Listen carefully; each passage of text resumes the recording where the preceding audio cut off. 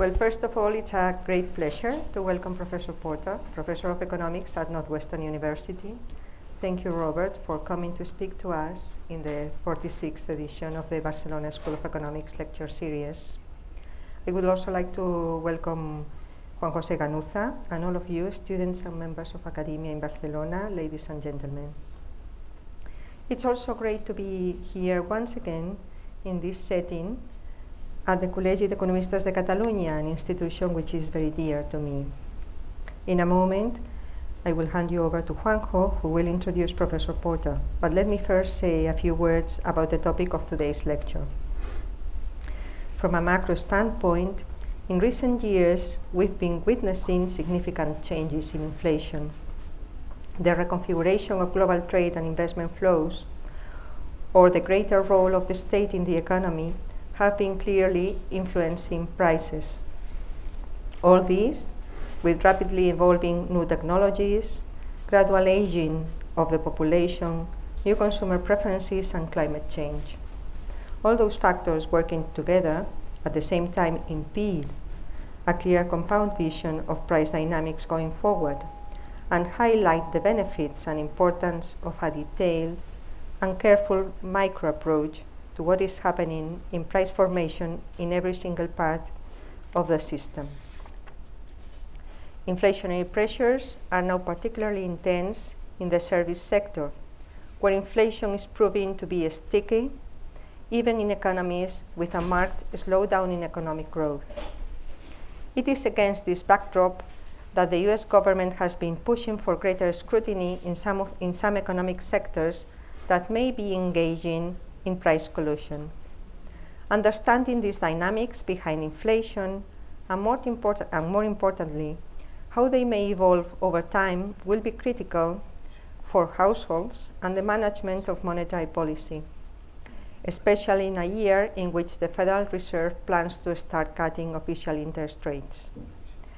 These and many other questions make it a privilege to have Robert Porter with us today, with an extensive and recognized experience in theoretical and empirical studies of collusion and price wars.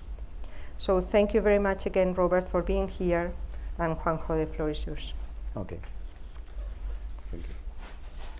Okay, thank you very much. I am very excited to introduce Rob Porter.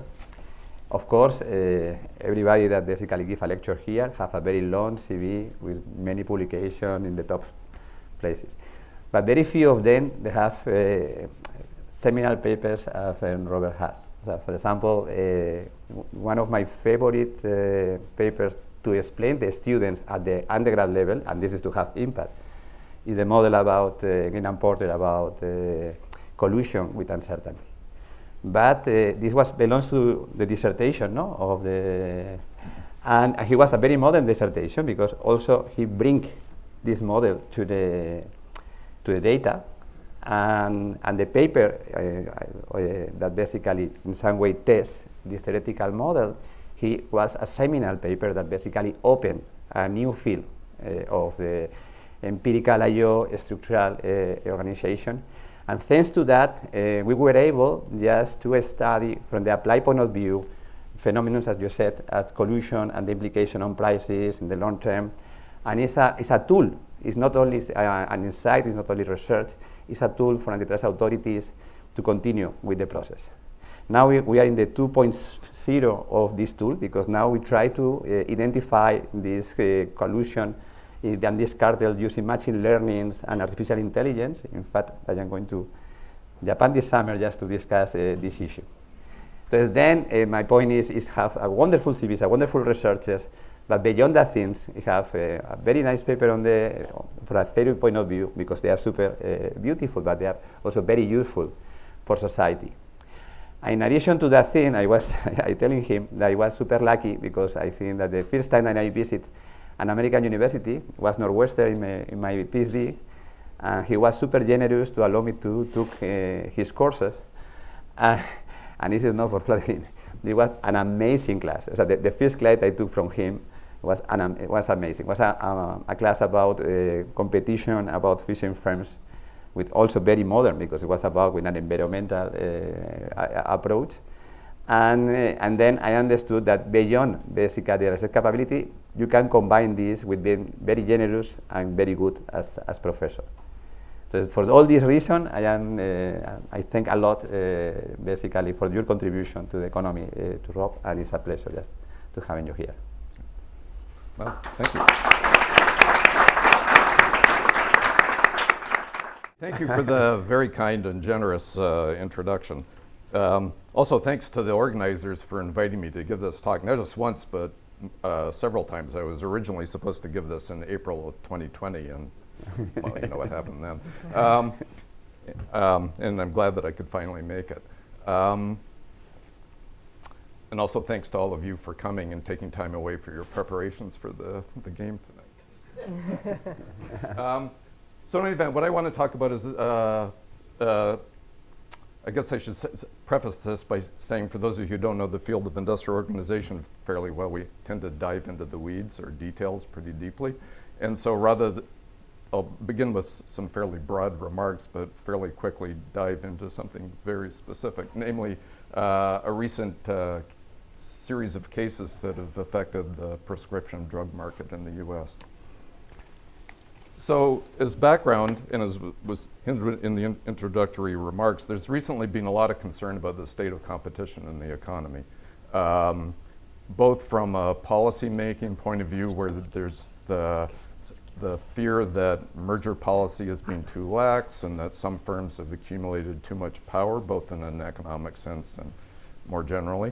But also from people who've looked at the data. So for example, here at Pompeo, Jan Ikut and with his co-author Jan De Loker have a series of papers where they'd try to document the margins have increased in the economy pretty systematically over time. And then other people have then tried to sketch out exactly what the consequences of that are. So if you take those fears seriously, then one has to ask, well, what's the appropriate policy response? And typically there are two primary avenues, one of which is direct regulation, but then the other is the antitrust policy, which is occasionally being claimed to be inadequate to address some of the current issues. And in turn, the main components of antitrust policy are threefold. You don't really need me here to tell you this with Massimo Moda in the audience, but I'll say it anyway.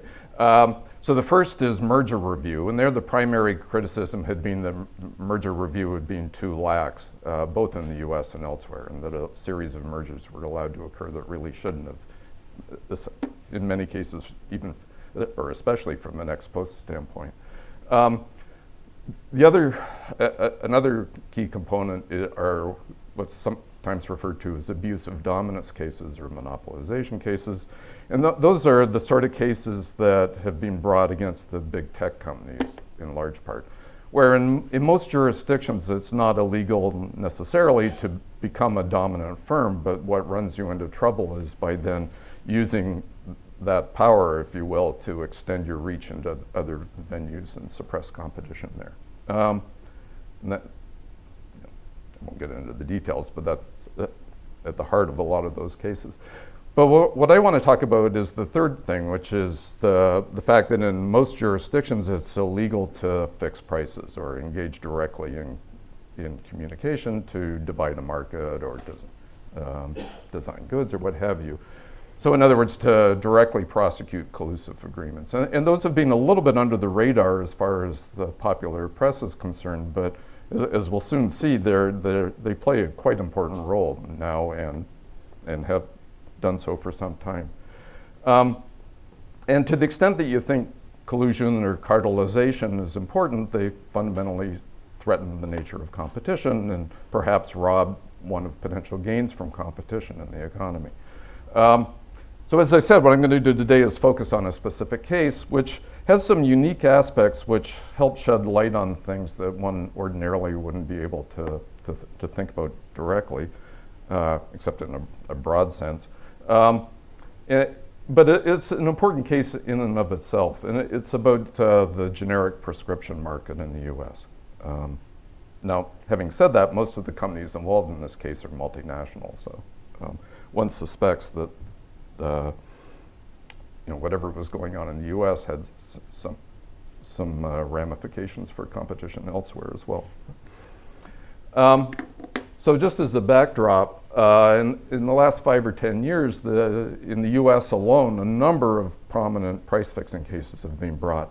So for example, there's an alleged conspiracy among the major canned tuna brands, which you may view as somewhat esoteric, but nevertheless it makes for entertainment. By the way, if you're interested in these sorts of things and you go to the Department of Justice website, you can find the complaints in these cases, which in some instances make for pretty entertaining reading. That's certainly true for the prescription drug case, but I should forewarn you that it's 500 pages long, so you may.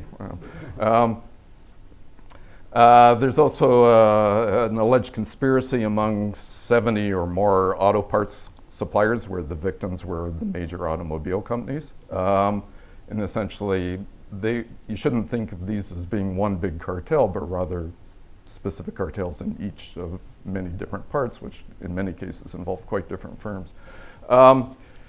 There have been allegations against some global banks for foreign exchange trading. Maybe I shouldn't say that because I'm not sure if Sabadell is one of them, but I don't think so. There are also what's known as the big pork and big chicken cases. Those are about essentially the use of some publicly available websites, actually not public, but commonly available websites. It's called agristats. It's a way for firms to post statistics about their business.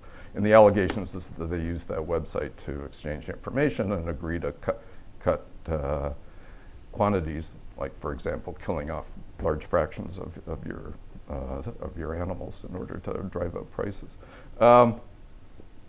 And then there's a big case against real estate investors who were involved in foreclosure auctions, and now they're thinking of bringing a case against real estate agents, who just engaged, who just entered into a settlement with some private claimants who challenged the practice in the U.S. of having fixed real estate commissions on house sales, i.e. not allowing agents to negotiate a lower commission in order to try to attract a client.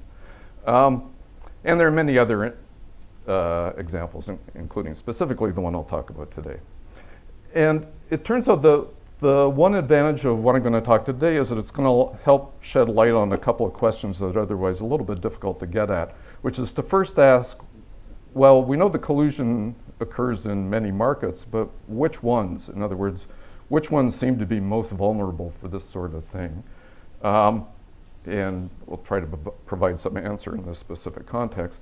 And the other thing is, if you go back to the sort of classics of the early literature on this, specifically George Stigler's paper that he wrote 80 years ago this year, or at least published 80 years ago, Stigler essentially said there were two mechanisms that would undo cartels in the end, and perhaps we might not have to worry about them. The first was that, as I'll get to, there's an inevitable temptation to cheat on the conspiracy, and that it'll eventually unravel because the conspirators defect on each other. But the other that he highlighted was the possibility of entry, namely to the extent that you drive up prices, it attracts entry by people who aren't in the market already, and that'll suppress the ability of the conspirators to drive prices up. But in many markets, and specifically in the pharmaceutical market, entry is quite expensive and can be quite slow. And so even if you think entry is going to provide some protection, it may only be partial. And we'll see a specific example of that here. And so the sort of broader question I want to talk about today is what's the extent of entry in cartelized markets? Okay, so I should say right off the bat that this paper is drawn on a joint paper with Emily Cuddy, Amanda Stark, and Tom Woolman. We have our papers scheduled, we'll see, to be published later this year in a volume edited by Joe Harrington and Martin Peter Schinkel on cartels diagnosed, they call it. And it's a bunch of case studies of recent cartel cases. In turn, our paper relies on work that Emily did in her job market paper a few years ago, and a paper that Amanda and Tom did that looks like it'll be published relatively soon in the AER. But both those and our paper rely heavily on the complaint that was brought by the states, in which the Justice Department joined at some point, against 19 pharmaceutical companies. Okay? So lest you think that it's only a couple of bad apples, it was a fairly large set of firms that were allegedly involved in this. And so let me make two disclaimers right off the bat. First of all, there are a number of cases associated with this conspiracy, some of which have reached their conclusion either through settlement or guilty verdicts or not guilty verdicts, but some are ongoing. And as far as the ongoing cases are concerned, and perhaps the ones that have already concluded, anything I have to say is just about alleged behavior as described in the complaint. In other words, it will take as given the facts described in the complaint, which, let me just say I don't have any reason to doubt them. And the other disclaimer is that it's now habitual, especially in industrial organization talks, for people to reveal any financial or other relationship with the parties they're talking about. Neither I, nor Emily, nor Amanda, nor Tom have had any relationship with any of the investigations, nor any of the investigated parties. We haven't received any financial remuneration. This is purely an academic study, and so you can discount it accordingly. But nevertheless, we're not tainted by any sort of odd relationship that I know of, anyway. Okay, so what I want to do today is, as I've said, talk about this cartel, which one of the people who brought the complaint claimed was the biggest price fixing case in U.S. history. Depends what you mean by big, and depends if you use real or nominal dollars, but nevertheless, it's certainly inarguable that it was an important case. The estimated, Emily has some work where she estimated the profits that were made from this that kind of corroborate with some other estimates. They're on the order of about $12 billion just over the course of when the conspiracy was active, and as I'll argue, the conspiracy had longer lasting consequences as well. And one advantage of this case is that the conspirators, for better or worse, seem not to have been aware of antitrust law, and they kept extremely detailed records. Including Excel spreadsheets and text messages and all sorts of things, emails. I mean, it's not quite as blatant as an old road paving conspiracy where someone submitted a bid and included in the envelope with their bid were their notes from the meeting with the other people about who was going to bid what and on which job. So it's not quite that blatant, but I don't think there's much, unless the documents are forged, I don't think there's much doubt about the guilt of some of these parties. But more to the point, for today's purposes, it gives quite a bit of information about how things actually work here that we'll exploit. And then we'll use that information plus other sorts of data sets to see exactly what the effect were of the cartel and then subsequent entry, if and when it occurred. And then to tie things together, both at the end but mostly throughout, I'll kind of say, well, how exactly does this behavior correspond with the received theories of collusion? To what extent is there something new or different going on here, and what should we think about it? Part of which is akin to asking, well, exactly how smart were these conspirators? So, or alternatively, exactly how smart are economists? Okay, so when you think about collusion, oh, by the way, what makes collusion illegal in the US and many other jurisdictions is not the actual act of raising prices or restricting market shares or something like that, but communicating about it. And so what made the presumption of guilt here was the record of communications, specifically about raising prices and allocating market share. But in any event, if you're going to engage in such a scheme, whether it's explicit or tacit for that matter, there are several things you have to do. First of all, you have to figure out who's in on the conspiracy, because not all conspiracies are all inclusive, namely not all firms in an industry or potential firms in an industry are necessarily involved. Often it's just a subset. Then you have to, and here, as we'll see, another issue is it doesn't necessarily involve all drugs that these firms produced either. Then, of course, once you've banded together, you then have to come to an agreement where the agreement could either be about what prices you're going to set, or you'll just divide the market among yourself and say, like, you take this geography, I'll take that geography, or something like that. But it could be much broader than that. It could also entail what kind of products you put on the market, you know, what you do in response to competition with goods that aren't exact competitors, but maybe substitutes or something like that, et cetera. But then, as I alluded to earlier, once you have this agreement, it has to be enforced. Because especially with the legal agreements, you can't rely on the courts because you can't write contracts that are binding. So therefore, the agreement itself has to be self-enforcing. And in particular, to the extent that people have an incentive to defect from the agreement, you have to detect it and then respond to it relatively quickly. And so things can be undone if neither of those is true, or either. And then, as I said, you also have to worry about potential entry or alternatively expansion by people who aren't party to the conspiracy, who are in the market already. And this isn't going to be quite so relevant for the one I talk about today, but you also have to respond to new circumstances, because as market conditions change, then you may need to renegotiate your deal. And actually, is well documented for other cartels. A big part of a cartel isn't so much setting up the initial agreement, but operating as a dispute resolution mechanism. So somebody accusing somebody else of stealing their customers or what have you, and then essentially having what amount to court proceedings among the conspirators to figure out whether someone should be punished or not, and if so, how much, that sort of thing, and how so. And then finally, and importantly, you also have to evade detection by your victims to the extent that they can respond by changing their purchasing patterns. Like, for example, if they're using an auction, they can change the rule of the auction they use.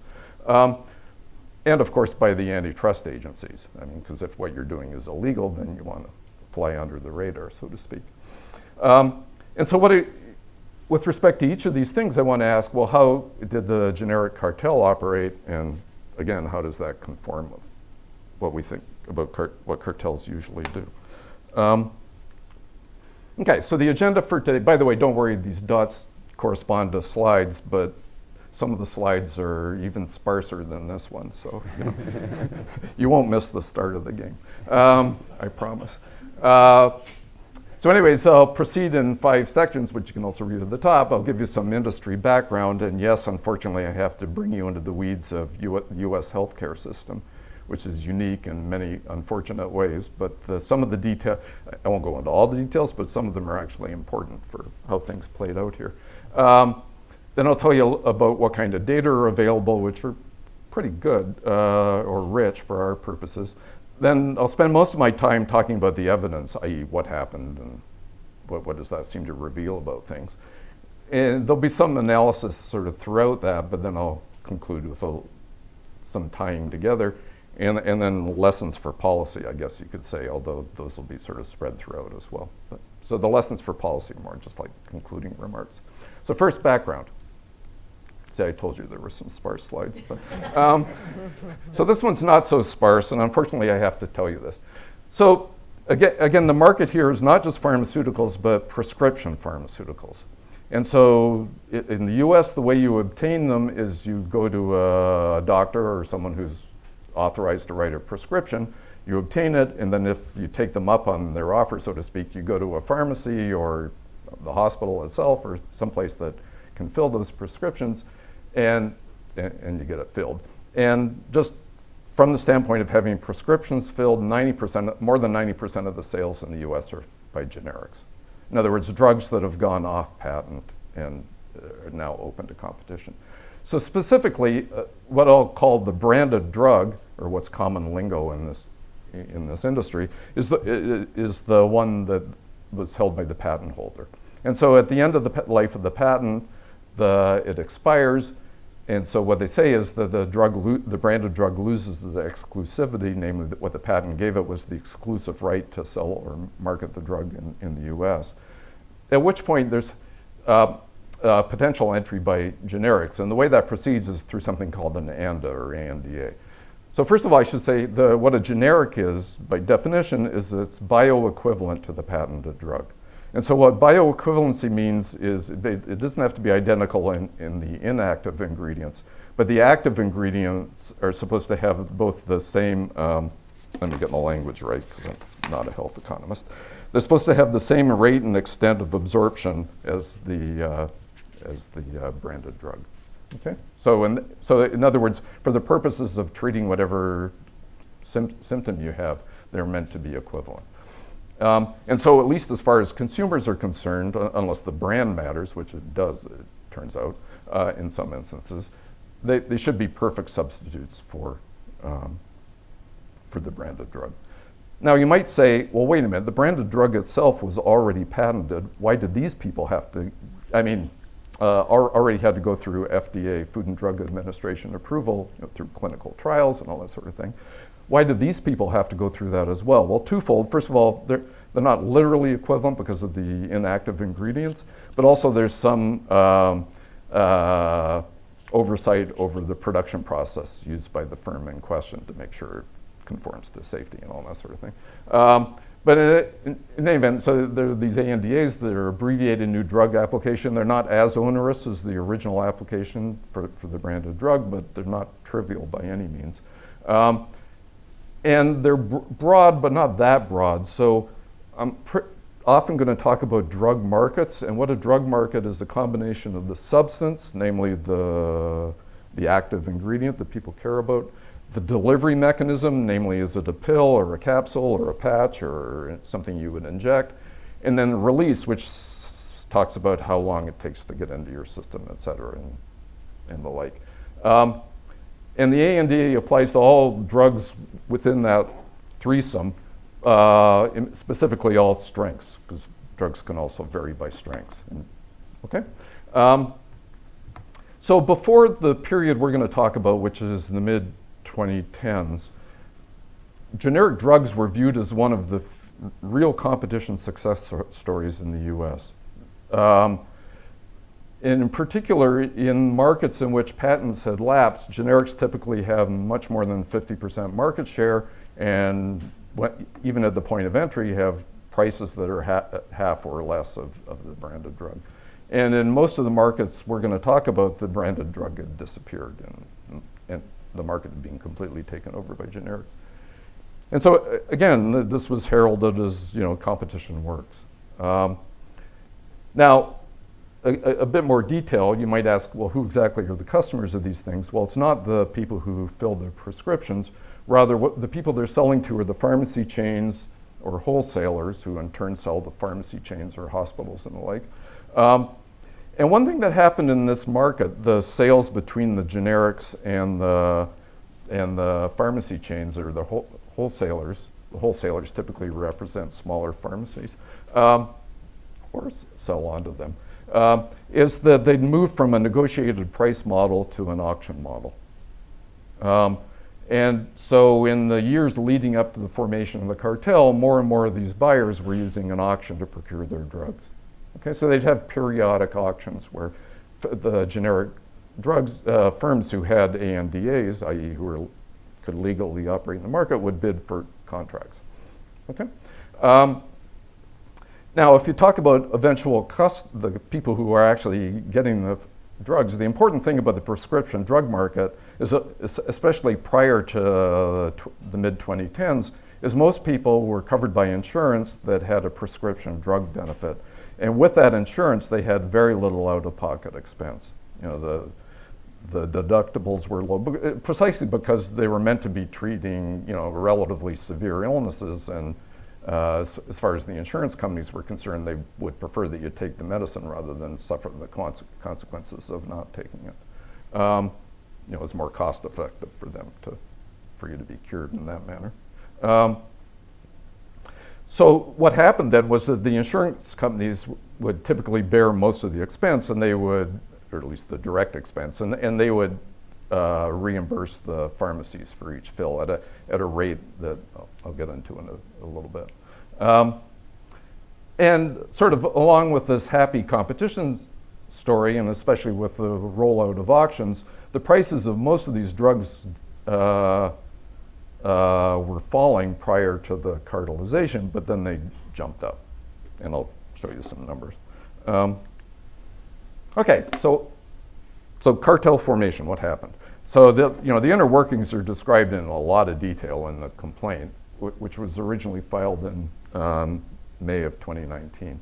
And as I said, if you believe the complaint, at least 19 firms were involved in this conspiracy, and perhaps more that they didn't know about. And the best way to characterize this is it's a bidding ring, where what they're doing is they have some notion of a fair share in each market, like who should be getting roughly what market share. And so they were allocating low bidding privileges for contracts as they came up in order to maintain relatively fair shares across firms. Okay. You might ask, what exactly is this notion of fairness? But it seems to be mostly based on historical sales. So, in any event, the key event that the complaint focuses on is specific to a particular firm, Teva. And that's who I'm going to talk about today. That's who the complaint mostly talks about. I should say immediately that, the complaint says this as well, that there was almost surely conspiracy in markets that didn't necessarily involve Teva. It's just that in this instance, things are particularly well documented. And the key event was that Teva hired someone who I'll refer to as NP, so initials only here to maintain partial anonymity.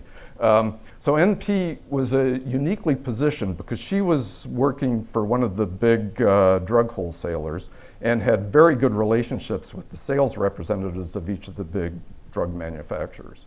So here she was being hired by one of the manufacturers, but she had friends and relations with many people of the putative competitors of that firm. And this wasn't, and by the way, in the emails, et cetera, she was tasked with price increase implementation. So, which is a fairly naked way of putting it. The complaint is full of wonderful quotes like that. So in any event, this wasn't lost on people at other firms. So there's this email of like, MP's going to Teva, hush hush for now, and yes, things are changing. And then also documented in the complaint are literally thousands of conversations among rivals, which if they're true are clearly illegal, and cartels formed in at least 150 markets. And again, this is explicit collusion if the complaint's correct. There's nothing tacit about it.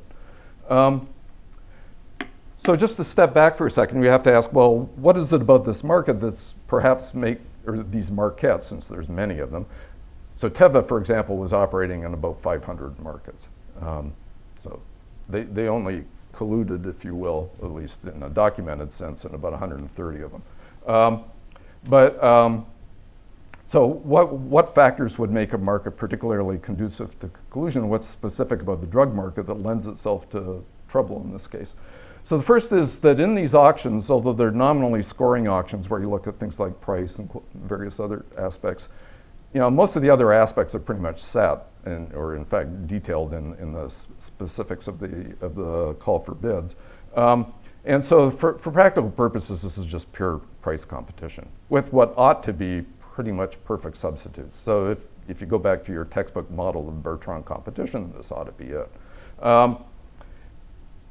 And moreover, what made this great from a cartel point of view, remember I said something about detection and response to any perceived defections, is that happened relatively quickly here.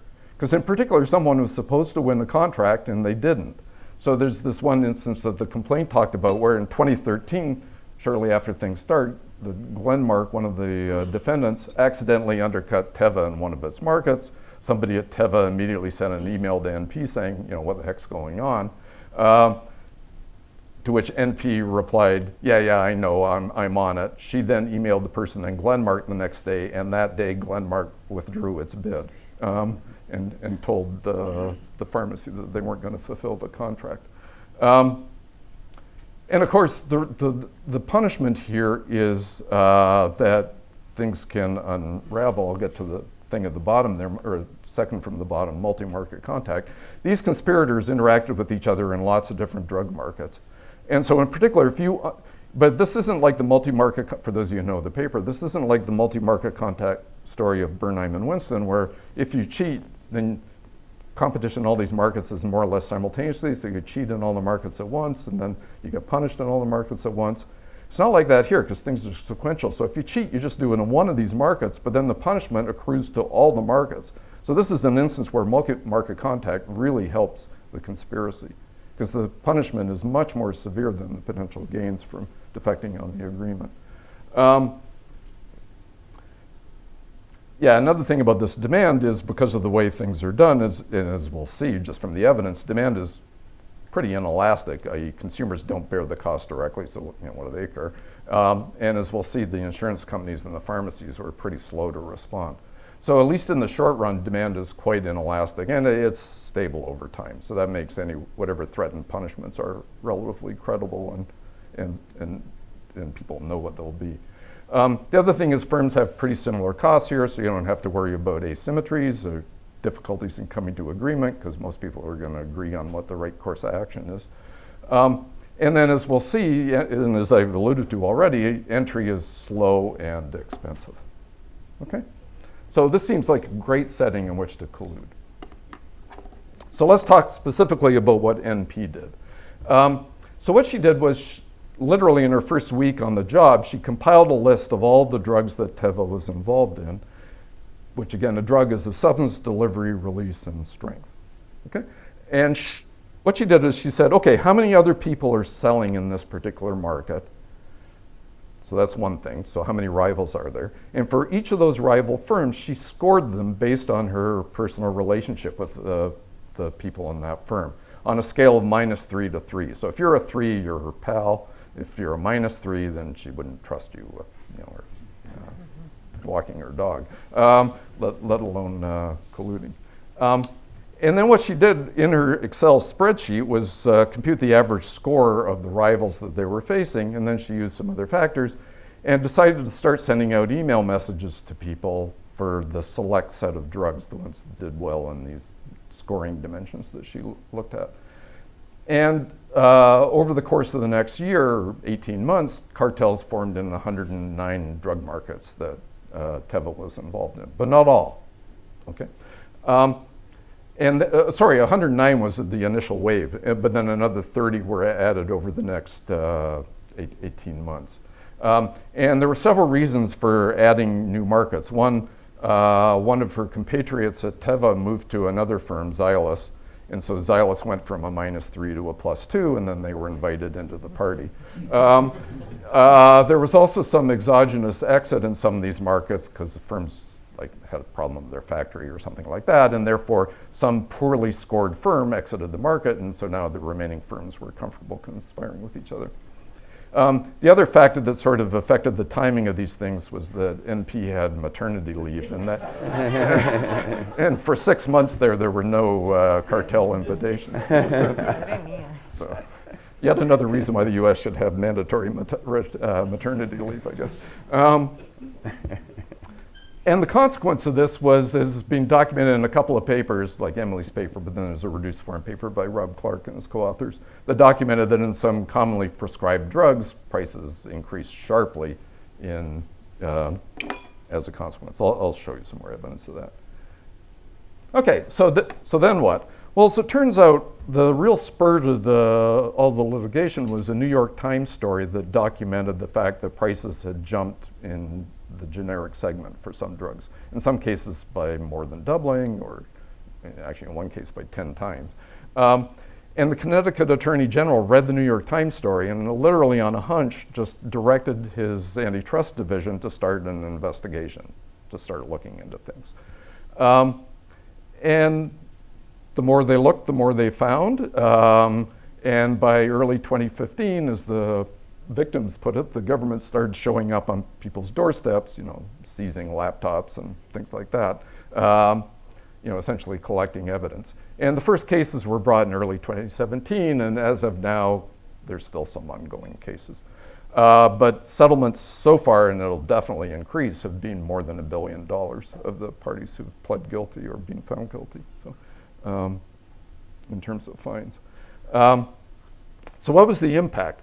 Well, no further markets were explicitly cartelized after 2015. Okay? So that put an end to the invitations to join the party. But, and I'll show you a little bit of evidence of this, but it's gone into in more detail in the Stark and Woolman paper. It does appear that many of these conspiracies continued after the fact, tacitly, not explicitly. In other words, once you jacked up prices, because of the enforcement mechanism that was in place, everybody understood that things could unravel to a much lower price. They didn't really have incentives to cheat, and the agreements were sustained, especially in markets where there wasn't entry. Okay, I'll show you some evidence of that. So, you know, the bottom line, if you will, is that collusion is hard to initiate, but easy to sustain. Okay. So here's the timeline. There's one important typo, which is that one in the middle on the top where it says April 2014. That should be 2013. So the particular data I'm going to talk about starts in 2008 and it concludes with COVID, because, you know, everything goes weird in COVID times. So the first invitations being sent were sent out in July 2013, shortly after NP, okay, P is Patel, but it's okay, it's in the complaint. I'm not revealing anything you couldn't Google. The last increase was 18 months later, January 2015, essentially coinciding with the government raids, you know, which were shortly after the last thing. And so that was the period of price increase implementation. So there's a fair amount of data available before and after these things. Okay, so let me describe the data. So some of it comes from the complaint, which lists the cartelized drugs. It gives the date at which the cartel was formed and when the first price increases occurred. We know what NP's selection rule was, so that sort of helps. There's, of course, phone records, blah, blah, blah. And actually, we have market share estimates that we can use to cross-check with the other data sets. From the Food and Drug Administration, we have records of ANDA filings, and then their approvals and when entries subsequently occurred. And then we can get price and quantity data from Medicaid and something known as IQVIA or IQVIA. The price data I'll show you today is from Medicaid. So one of the customers here was the federal government for Medicaid. These are poor people who have government insurance. And so a lot of the prices I'll show you are for Medicaid prices, but they're very similar to other prices you see in this market. So there's nothing special about that segment in that regard anyway. Okay, so the nature of the data is, what for the graphs I'm about to show you is, it'll be for a drug, which again is substance delivery release strength. Oh, and by the way, almost all the cartel here were in either capsules or tablets, so solid drugs. The injectables and the patches are sort of a trickier market. Oh, by the way, speaking of medicine, another cartel case that's just being brought is against anesthesiologists in the U.S. who allegedly collude with each other over the prices of, you know, being in the operating room and anesthetizing patients, which is not great news. But so it'll be at the drug firm, where the firm is the ultimate parent entity. You know, there's various subsidiaries involved here, and it's either be quarterly or annual data. No. Prices are quarterly, and the ANDA stuff the entry stuff is annual. And so again, the sample covers 2008 to 2020. It comprises all drugs manufactured by Teva as of the first quarter of 2013, which is when NP kicked into gear. And the one sort of sample selection is to take out drugs that went off patent during the sample, because the whole process of what goes on as a drug goes off patent is a little unusual, because there's a price dynamic where it takes a while for the generics to take over the market and drive the branded drug out, and, or to a much smaller market share. So we'll exclude those ones. With that sample selection, there's 416 drugs in the sample, of which 113 were cartelized, or 27%. The price per prescription, this is the price paid by the pharmacy if it's the supplier or the government if it's Medicaid to the drug company, was $21 or $22. And the typical market size here, the average one was 30 million, although it's quite heavily skewed distribution. You know, there's some large markets here. the thing in the square brackets is the standard deviation. And then the typical number of firms in the market just prior to the collusion was 5 firms in the market. Okay, so this isn't the case of just a couple of firms in the typical market. So evidence. So the first is which drugs are cartelized. So again, I already told you this, but NP scored her competitors on this scale. She did this average quality. She also considered the drugs, and then she ranked them to put in what she called the immediate price increase file, i.e. the ones where she was going to reach out. I mean, if you're a prosecutor, you couldn't ask for better stuff, right? And then, as I said, another 30 drugs were added over the next 18 months. So anyways, here's just a little 2x2 table that illustrates what's going on. So on the rows just says how many other firms, so it says active firms, which means active rivals. So what, i.e. one firm other than Teva, 2 others, 3 others, 4 or more. And then this competition quality, essentially what we do is in the period where NP was active, those 18 months, we take the maximum score in that period where you take the score for each of the rivals and then you average it according to their market shares. And again, some changed because some personnel switched or something like that. And so we'll just take the maximum in that interval, and then it isn't really an integer, but we'll group it into integers, -3, -2, -1, so bad rivals as far as NP was concerned, neutral, then 1, 2, and 3.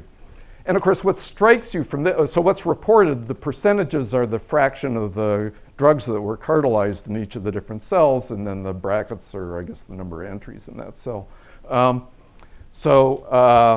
What's striking, of course, is that there's a pretty clear heaviness in the bottom left corner. In other words, if you were down in that bottom left corner or close to it where NP was comfortable with their rivals and there weren't that many rivals, you were very likely to be cartelized. Okay? I mean, I could run probits and things like that, but you can tell what they're going to tell you. I mean, it really jumps out at you in the data. Okay? So now what I want to report is a variety of specifications that are essentially difference in difference or event study things, where the variation we're going to use is between the drugs that were cartelized and those that were uncartelized. Is this a random sample? Well, of course not. I mean, the cartelized ones are quite different, but we're just going to do comparisons.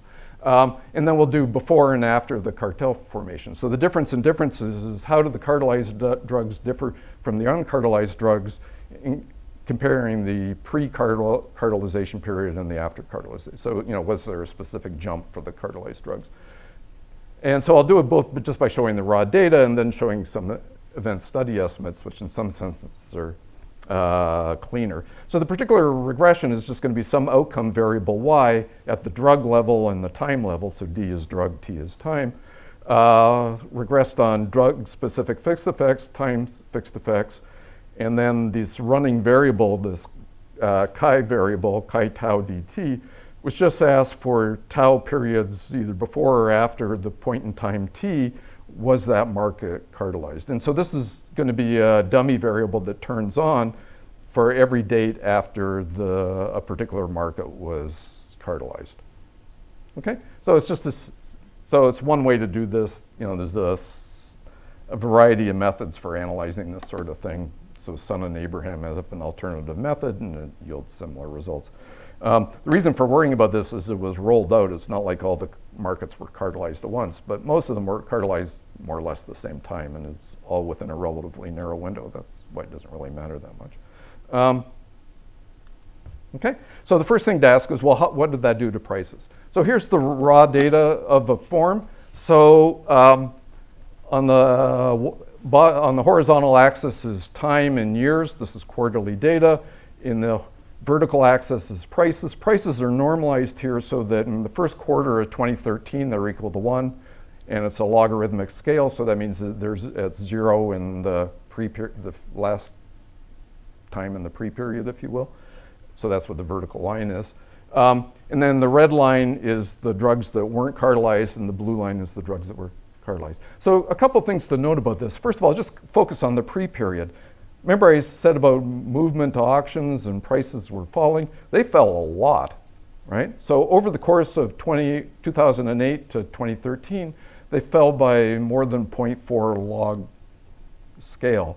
So, that's 5 years, that's roughly 8% a year they were falling.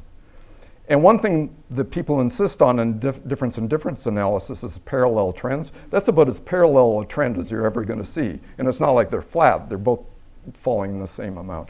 If anything, the cartelized drugs prices fell a little bit in the immediate pre-period.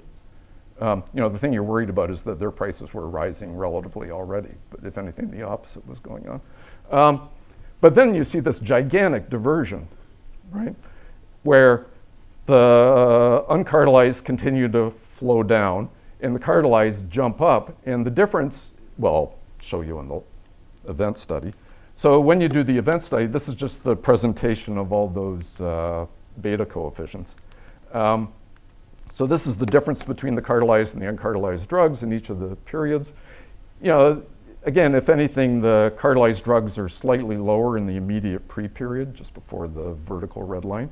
But then whammo, they go up by more than 0.5 log scale. That's, like a 65 or 75% increase. We're on average. We're not talking about a trivial price change here. And what's interesting about this is it's really abrupt. The way a lot of cartels or monopolists work is if they're going to raise prices, they do so gradually so that customers sort of, it's like the frogs in the boiling water, only slowly notice that they're being boiled to death. Now here, right in the boiling water. So actually, first, one of the big mysteries here is, why didn't the pharmacies notice this right away? So we'll get to that. But the other thing to notice is that, sure, it comes down on average, but it, in no sense, long past the beginning of the investigations, which are like 5 or 6 quarters out, this is a very persistent price effect, right? Even though the cartel is not technically operating anymore. So importantly, if I was an expert representing, and I'm not, if I was an expert representing the plaintiffs, like say a pharmacy company like Walgreens or somebody like that, I would be saying, look, the damages aren't just in the period when the cartel was active, but it's essentially thereafter. And the way damages work in the US is they're treble. So, figure whatever the price effects were and, you start adding a bunch of years and you start talking about a lot of money here. Okay. Okay. Question. Of course. Yeah, please. In light of what you have just said, is it not surprising that the uncartelized drug didn't show any sort of tacit collusion or anything like that? Yeah. Well, I'll show you some more figures because I'm going to start talking about entry. So, this is just a common effect. I'm going to start talking about heterogeneous effects in a second. So differences across markets, which is not about your question at all. But yeah, and in particular, one of the things that might be going on here, potentially, is that there were some drugs that were already being cartelized that weren't in the NP set, and they weren't in NP set because they were already cartelized. And so one reason why you might get this dip here is because there were already some price increases in some of the so-called control group. If one were so inclined, one could start looking at price paths within the so-called control group, the uncartelized group, and try to figure out if there are any suspicious ones there as well. And then try to date it and see if it corresponds with any kind of communication or something. Yeah. So does cartel formation attract entry? Well, yeah, but it takes a while. So this is, again, in calendar time. It's now annual, so it's the horizontal axis is, again, time. It's years. This entry thing is, again, normalized so that the 2013, the first year in which things were active, it's normalized to be 0, and then it's just, what's the number of ANDA filings in that industry relative to 2013. And as you see, because prices were falling, ANDA filings were sort of falling slowly over time as well in the pre-period. But then you get this divergence, but notice that it takes a while. The full increase doesn't really kick in until 3 years out. And that's just the filing, okay? So, well, here it is in event time, so this is just using the event study thing, which sort of shows this picture of a slow process by which people submit their ANDA filings. Okay. Sorry, just a quick follow-up. Yeah. So if a big European pharmaceutical wanted to sell a generic right away, you need to go through this filing process. Yeah, I mean, there are a few cases where firms already had an ANDA and had left the market for whatever reason. Then you don't have to reapply. As long as you're using the same production facility, you can come back in. But there are very few of them. So these are mostly other big pharmaceutical companies getting into this market for the first time. And yeah, they have to go through this.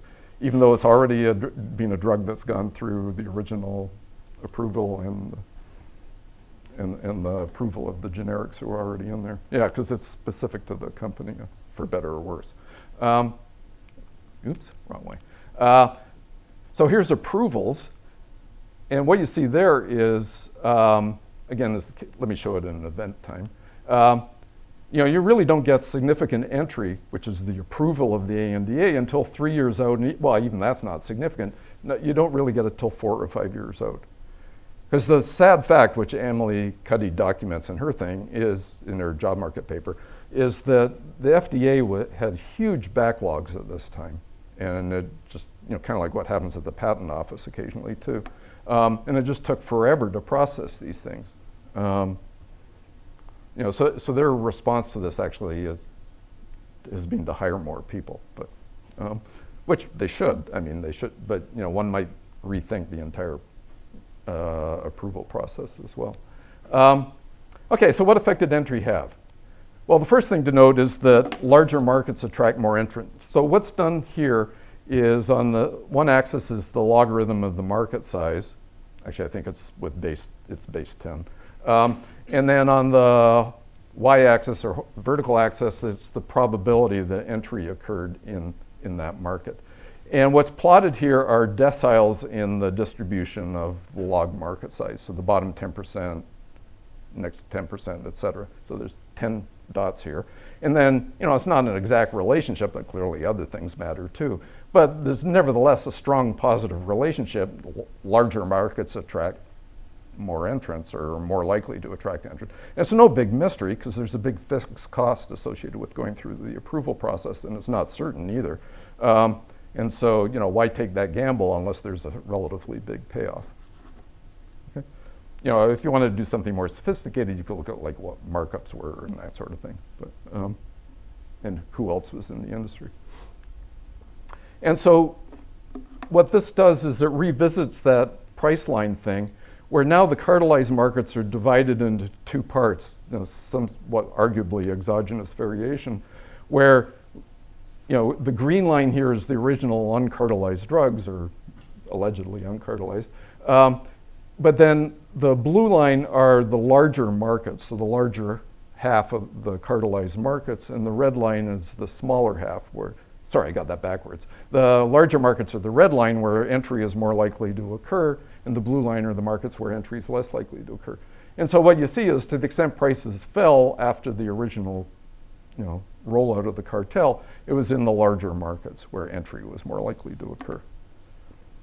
But there's more to it than that too, because it turns out that who the entrant was matters. So this reports those beta coefficients, now looking at heterogeneity, across firms essentially looking at the entrants, whether they were a member of the cartel or not.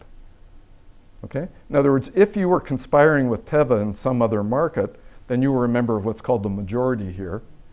And if you, you're a member here, and if you're not, then you're a non-member. And it's just a simple breakdown according to whether the majority of the entrants were members or non-members.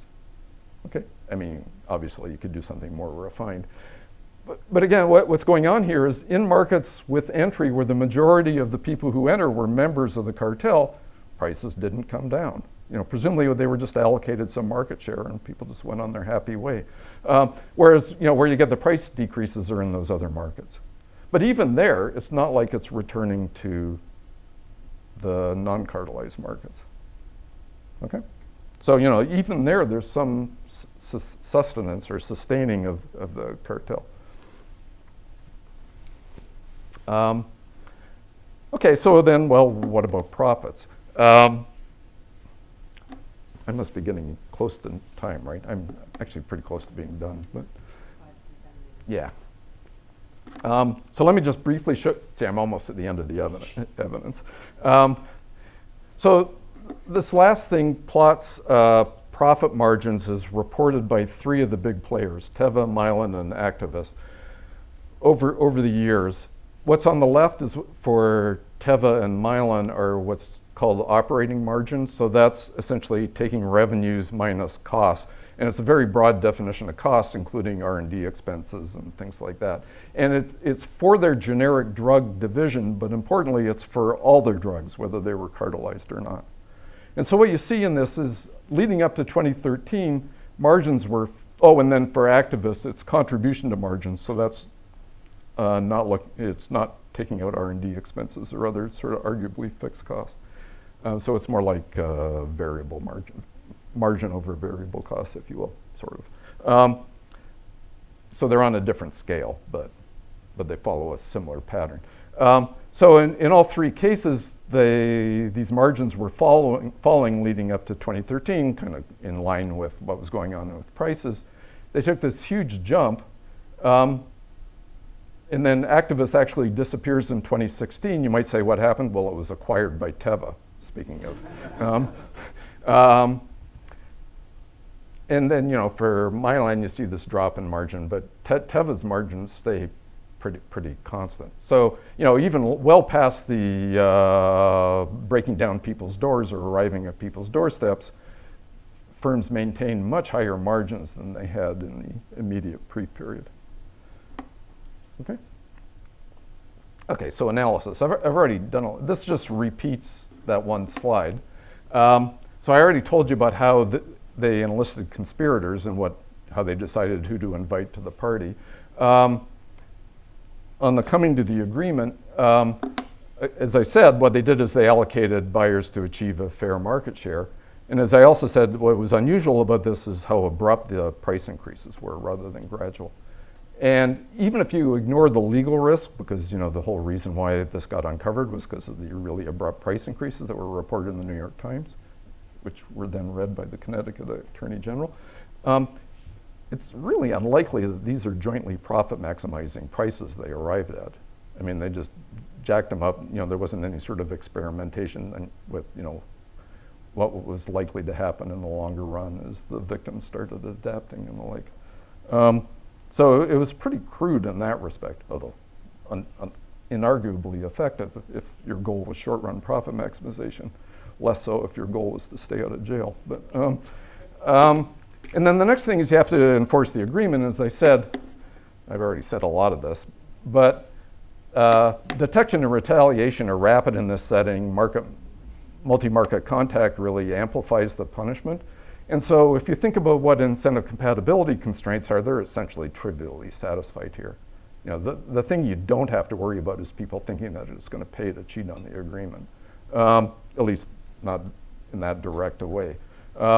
And that explains almost surely why the thing has been so stable even after it unraveled from a legal point of view. Protect gains from entry or expansion. Well, yeah, I mean, they did that in the sense of it just took so long for entry to occur. But even when entry occurred of fellow co-conspirators, they didn't seem, at least based on the price data, it didn't seem like they had that much difficulty sustaining the agreement. It was only when non-members came in that they had some competition introduced. Responding to new circumstances is not so relevant here because things unraveled so quickly. And they were definitely not good at evading detection by the antitrust authorities, but what about the victims? Okay, so if you think about who the victims are here, and you go back to the market thing that I talked about, the immediate term victims aren't the consumers. They had their insurance, and at least in the short run, it didn't change.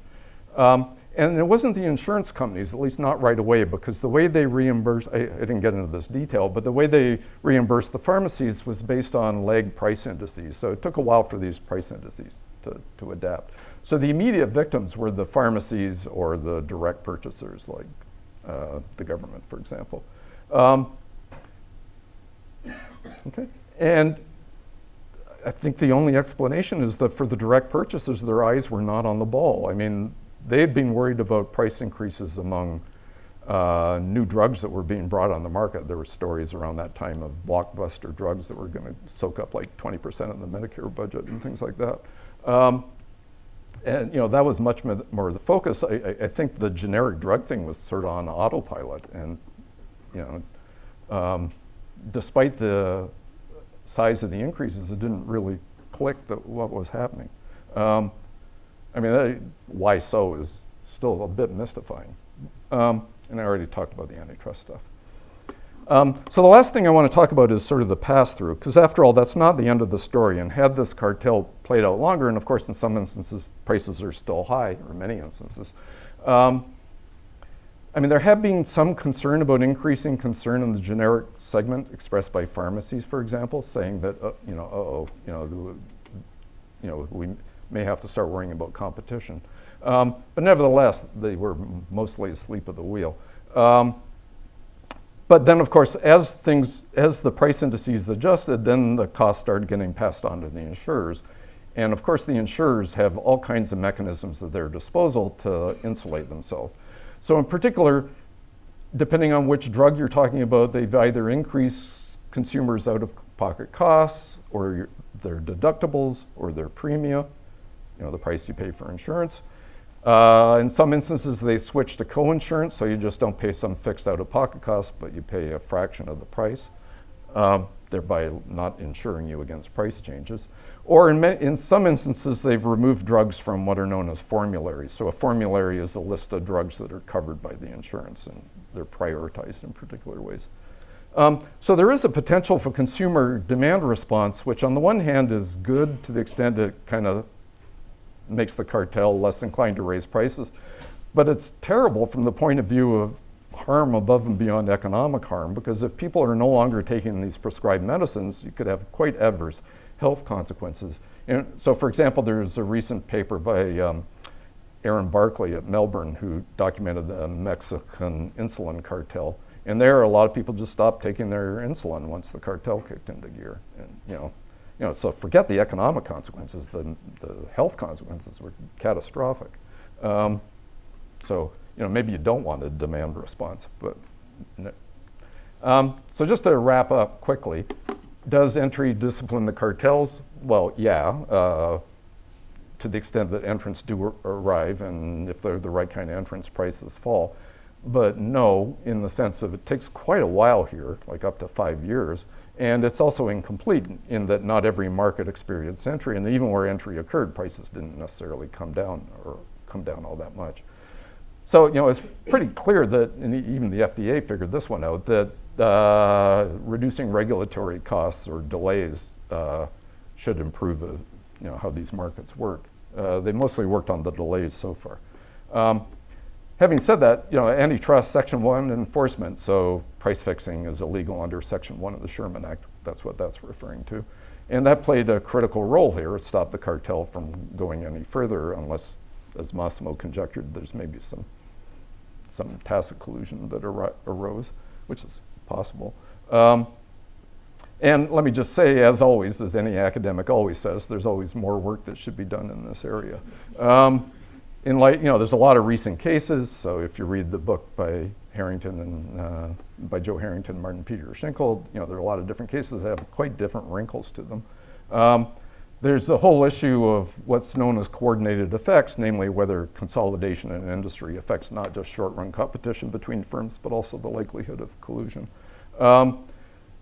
There's a movement among antitrust authorities, especially in Europe and Asia, for what are known as database screens, so using indicators of potential collusion to go essentially to start raiding people's offices and collecting evidence, or at least doing a more systematic study.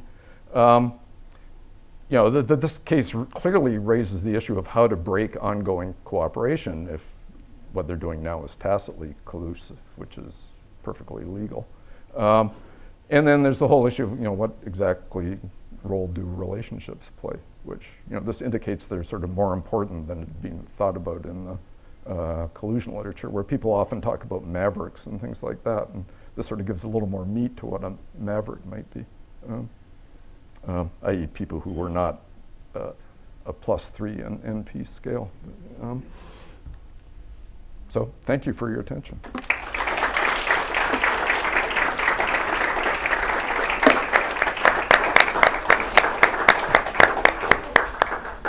There's a little bit of time for questions. Massimo. Yeah, Massimo. So this was a cartel among generic firms. Yep. You didn't tell us anything about what happened to the originator. Yeah, you know, and as I very briefly mentioned that in a lot of these markets, the patented drug wasn't even in the market anymore. You know, these were quite mature generics in many instances. You know, I asked that of Amanda and Tom, and they said, "Oh, we'll look into it," but I haven't heard back. So. Because also, given that the prices have increased so much, then it means that you know, even if there was an originator drug then still in the market, yeah, then either it increased or it was already at a level which was so high, which was not. Yeah, there's a lot of constraining the heterogeneity. prices. So there's some older studies like pre this period that suggest that in markets where there's generics, if there's only a couple of entrants, there may be 30 or so % below the patented drug. But once you get 4 or 5, they can be as much as 70 or 80% below the patented. And you know, the median market size here was 4. So I mean, had, excuse me, five competitors, 4 rivals. But yeah. But in any event, it's a good question, to which I don't know the answer. Yeah. Thank you, Bruno. Yeah. Hi, Robert. Hi. 2 questions, actually 1 question with 2 parts. You mentioned there were kind of 2 components that limited entry in this market, bureaucracy and fixed cost. I was wondering which one ended up being the most important. So the Stark and Woolman paper explicitly does a structural model of that, and they conclude that it's both. Yeah, the fixed costs are non-trivial. They estimate them to be on the order of like $5 to $10 million. So for a typical drug. So, And to what extent can that be extrapolated to say so to other markets? Yeah, I mean, pharmaceuticals, just the whole regulatory approval process is fairly distinctive. I mean, there's, another market that's also had cartelization complaints is the medical device market. It's for things like pacemakers or even things like crutches and the like. And there's also an FDA approval process for that. And you might think, for crutches? Really? And,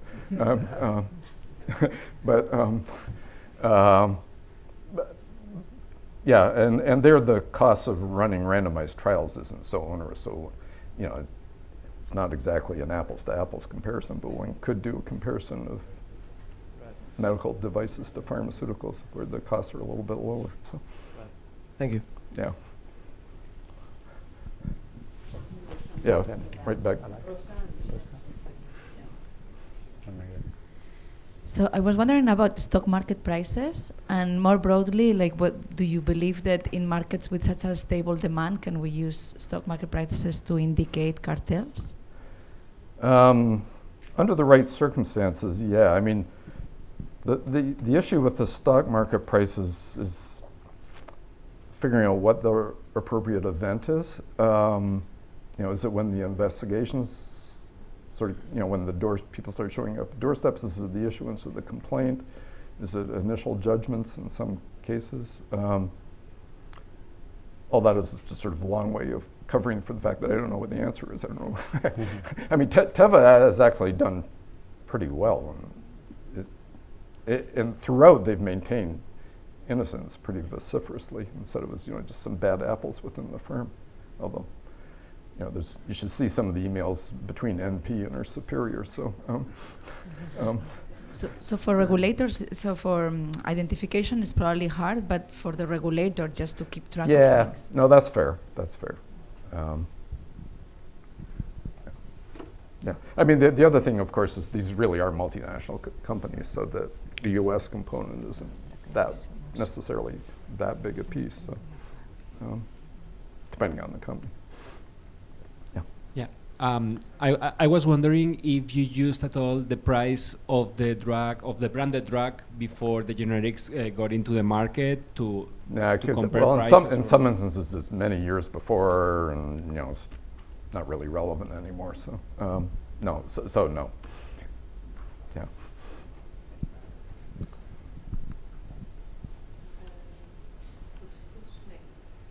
Oh, no.